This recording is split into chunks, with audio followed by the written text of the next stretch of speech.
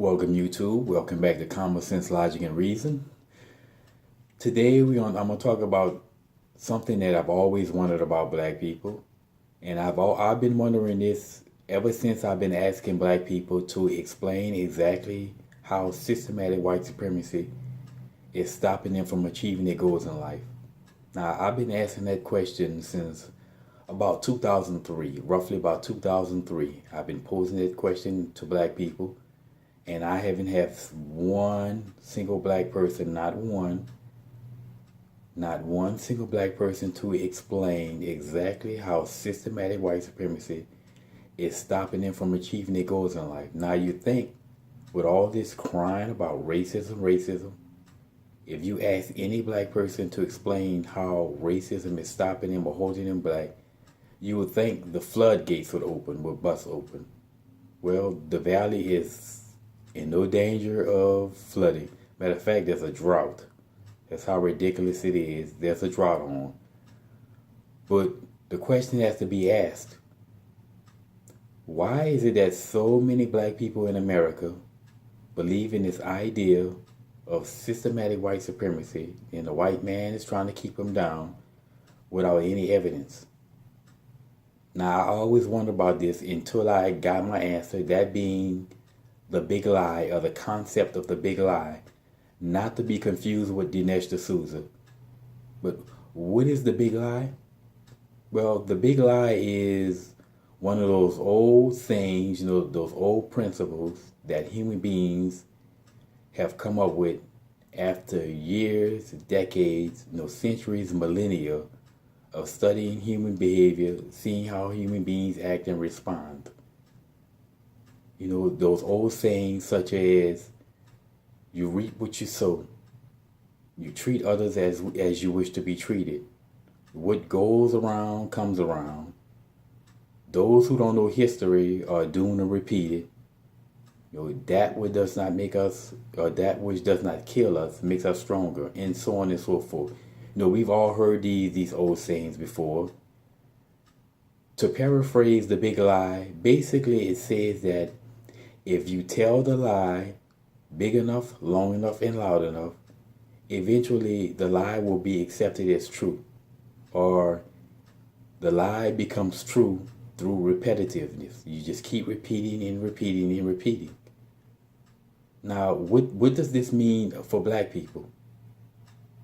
Well, basically, if you are the typical black person growing up in typical black community in a black culture, and I don't mean, let's say, blacks who are of Haitian descent growing up in a Haitian community, with Haitian culture, or say Nigerians who growing up in the Nigerian community, Nigerian culture. I'm talking about typical American black culture. If you grow up as a typical American black, then from the time that you can walk, the time that you can talk, from the time that you can have your own ideas, from the time that you are able to wipe your own ass, you have been told that America is a racist society with all this systemic racism that's hell-bent on keeping a black man down. Well, by the time the typical black person becomes an adult, most blacks have been so indoctrinated with the race narrative that they can't see straight. They can't think, function, reason, or rhyme past nothing but race. And this is why you constantly hear cries of racism from black people. Now, again, let me say, I say this in one of my earlier videos. I'm not saying that there was not a point in time in this country when black people weren't treated as second-class citizens. That's not what I'm saying. Of course it happened. Slavery happened. Jim Crow happened. Segregation, separate but equal, it happened. We all agree that it happened. But it's not happening anymore. So why keep crying about something that's not happening anymore? But the big lie, this is the reason why so many black people believe in this race narrative without having any evidence to support it. This is why so many blacks have to resort to such tactics as race hustle rhetoric to try to show evidence of it. which ultimately ends in epic fail. This is why so many blacks in America defend the race narrative like an 80s rapper, so viciously. This is why so many black people in America, you can give them evidence on top of evidence, data on top of data, stat on top of stat, and they are so blinded and brainwashed by race that the best that they can say up to that is, it ain't like that, it ain't like that, further in their 80s rap career.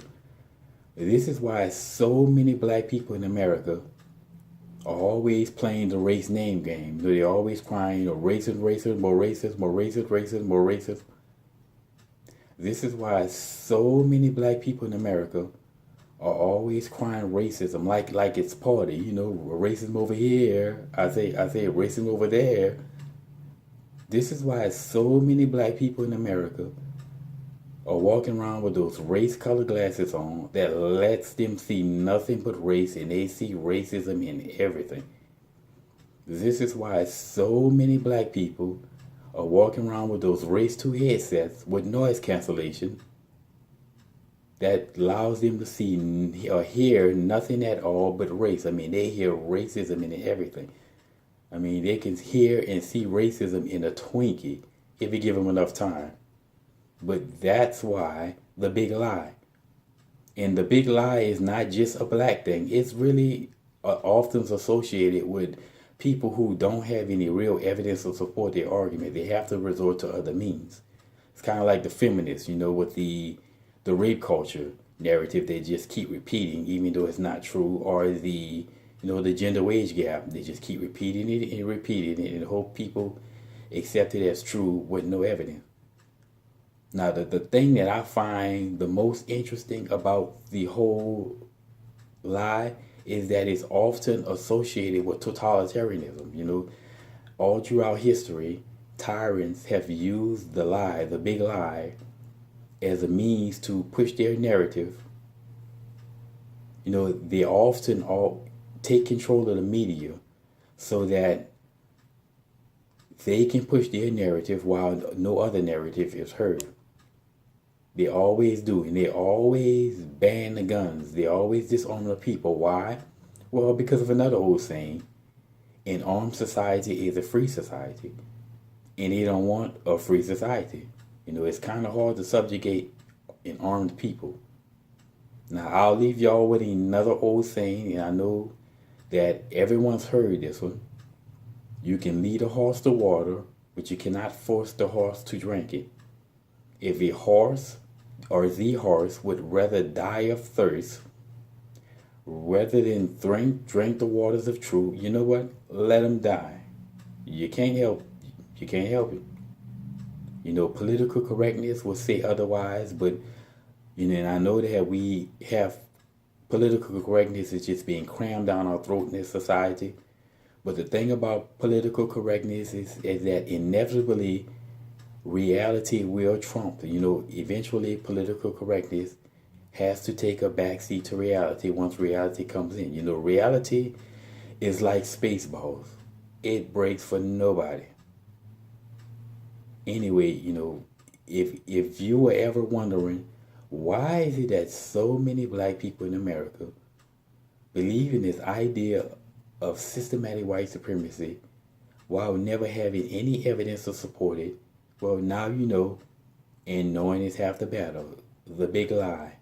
And I would say that people should do more research into it and see that, this is just a human thing of human nature. And, as always, until next time.